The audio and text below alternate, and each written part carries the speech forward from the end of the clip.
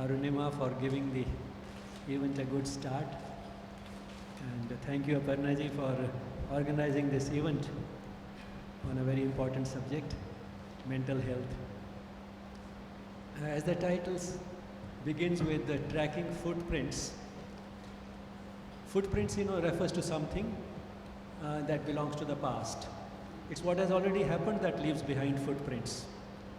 And tracking them means trying to have a look at them again, because we feel that it is worthwhile looking at the footprints that have been left behind by the past. When it comes to the past of this country, there's a special reason why we should be looking at it in relation to mental health. Because time and again what has happened in the history of mankind is that whenever people have found that they have had difficulty in dealing with the problems of human existence, like misery, sorrow and suffering, be it due to mental health or due to any other reasons, they have eventually found solace in ancient Indian wisdom. And therefore, if we look at the footprints that have been left behind by India's past, we are likely to discover some secrets for staying happy and dealing with this problem of mental stress. And that is something that has stood the test of time, has also a positive verdict from the entire world, and therefore it makes sense to look at it and see how it can be adapted to the modern world. And that is what we are going to do today. But then that can be an extremely broad subject, and therefore we'll stick to only, by and large, improving mental health at the workplace. And that again is an important segment of this entire subject. Now, what are the type of footprints that we are going to track? Because there's a lot that belongs to India's past, and we are not going to look at the entire history of India. You might have already guessed there when I said that we should be looking at the ancient Indian wisdom, which has stood the test of time. You'd have guessed that I am referring to the spiritual wisdom, because that is the core of Indian culture. As Sri Aurobindo calls it, the soul, the very soul of Indian culture is spirituality. Every culture is the result of the shared past of a group of people, a long shared past. And that applies also to the Indian culture. And each culture has a defining feature. The defining feature of Indian culture is spirituality. And it is that to which the world has repeatedly turned when it has found it difficult to deal with the problems of human existence. So it is that we are going to have a look at.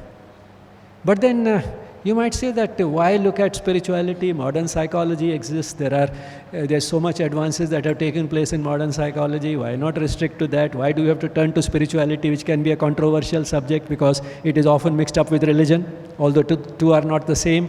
And religion, while might have had many positive influences, has also led to a lot of conflict in the world. So by itself, it has generated a lot of stress, and we are seeing an example of it right now going on in the war that is going on between Israel and the Palestinians. So why turn to something which can be controversial like spirituality? And therefore, what I'll do is I'll pass around a question to all the panelists, which they can try and answer in whichever way they feel inclined, so that we don't feel that we are restricted to talking about spirituality as having the solution to the problems of mental stress, particularly at the workplace. And therefore, I'll start with this rather provocative question. If we are talking about spirituality, is that the only way to achieve mental well-being? Or is it one of the many ways, but it is perhaps the ultimate one, that is the one which is of greatest value, or after experimenting with many other methods, that is the method that would ultimately reach? Or is it one of the many ways which are all equally good? Well, spirituality provides us one of the solutions to problems of mental stress, and the fourth alternative could be that spirituality is entirely irrelevant to mental well-being, and it's better that we forget about spirituality and think of other alternative solutions which are likely to work. So you can see that it's a bit like a multiple choice question.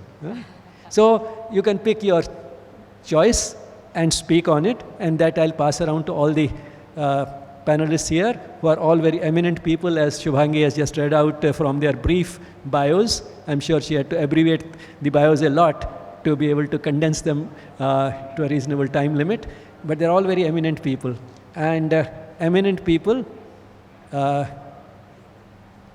a lot to say, and I would also hesitate to interrupt any eminent person. So therefore, what I would request is that voluntarily, you, in view of the limitations of time, you try to stick to about 5 minutes on the choice that you pick and elaborate upon it. So just to repeat the choices briefly, spirituality is the only way. Spirituality is one of the many ways, but it is the ultimate way.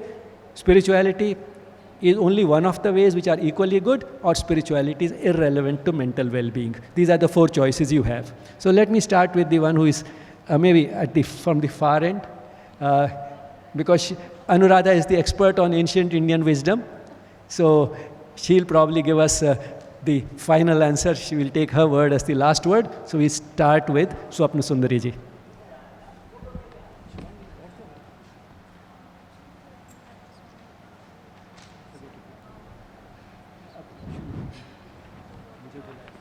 Namaste everyone, and thank you, Dr. Bijlani. Can you hear me? Yeah. Namaste everyone. I want to thank Aparna Sharma ji for inviting me to participate in this very, very interesting discussion where I have more to learn than to say, I'm sure, with so many people who have specialized in the area of mental health.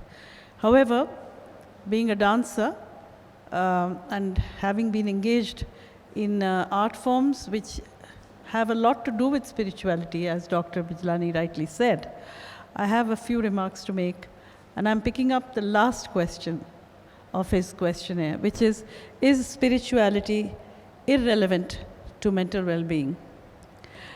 I will speak slowly because there's a lot of echo in the hall, and so the words have to be separated. Zarur boliye. जी जी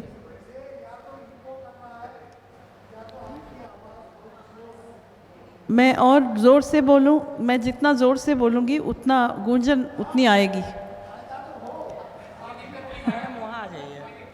वहाँ आकर बात करूं, नहीं, sound balancing उतना ही होगा जी।